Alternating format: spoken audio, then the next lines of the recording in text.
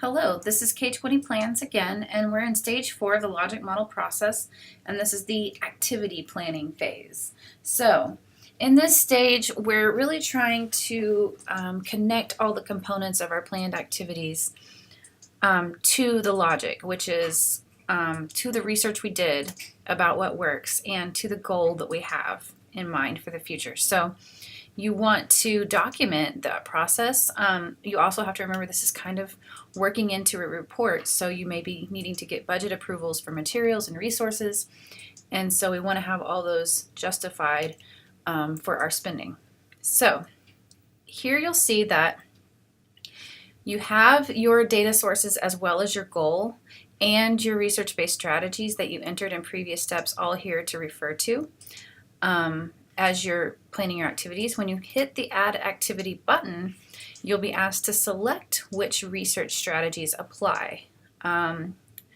Which ones justify your decision to hold this activity. And it may be more than one, or it may just be one. I'm going to do test prep design.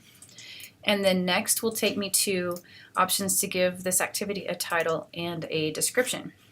I'm going to use ACT Prep Club as my title. It's important to remember that your title be clear and concise, but also that it contains enough information that you can differentiate it from other activities you have planned that may be really similar, and so that everyone on the team knows which activity we're talking about. The description also, similar things, like we're trying to be on the same page.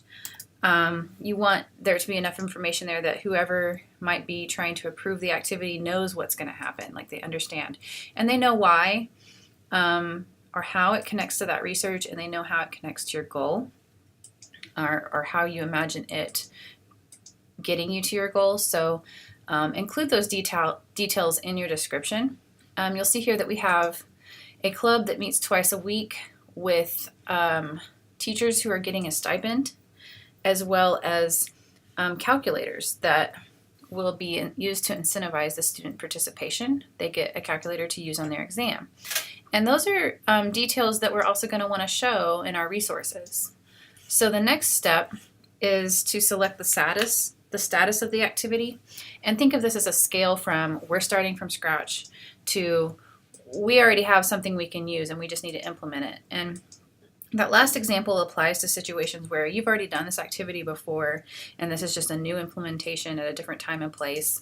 Or it could apply to a product you have purchased that, all the program and agenda has been done for you and you're just going to make it happen. This starting from scratch is where we're going to go for now for this example.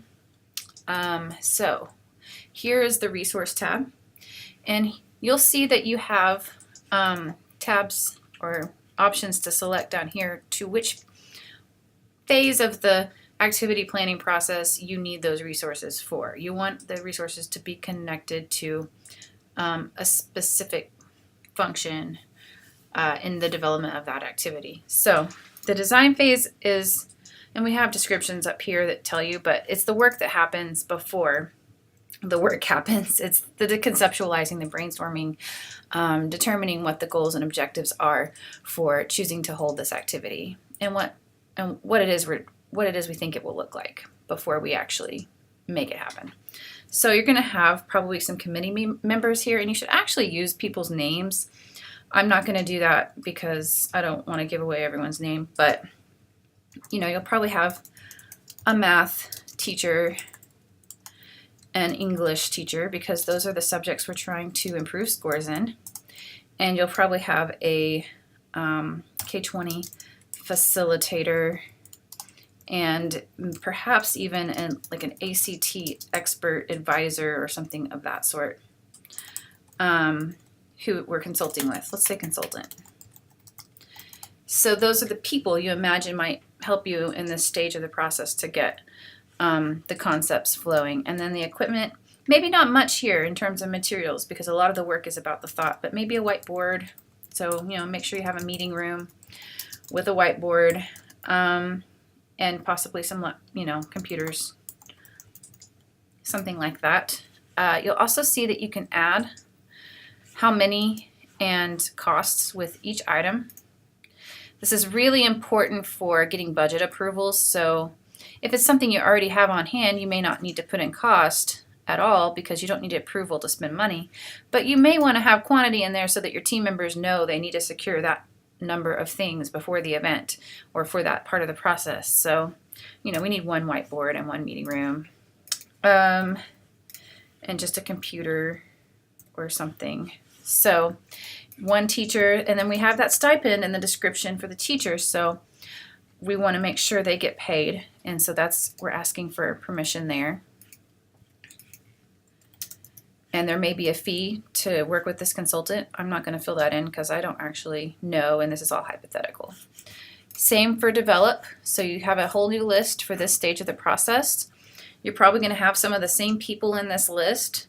They're going to have different roles, so it may be valuable to list what deliverables that those people are going to be responsible for in terms of tasks. If somebody's doing a specific writing all the scripts for the presentations, or if somebody is putting together the handouts, that could be valuable, like a presentation equipment, I guess like a projector,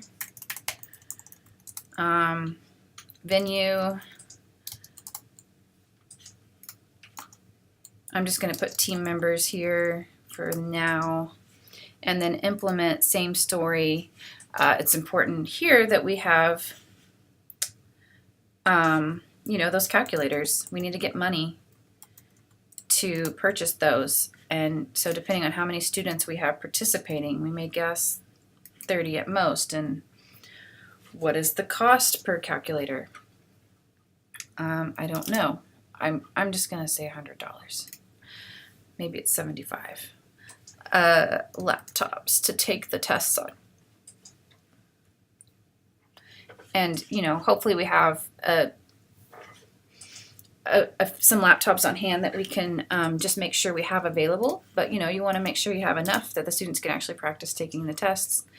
And you don't have to request money if you already have them, but you will need to request money if you don't.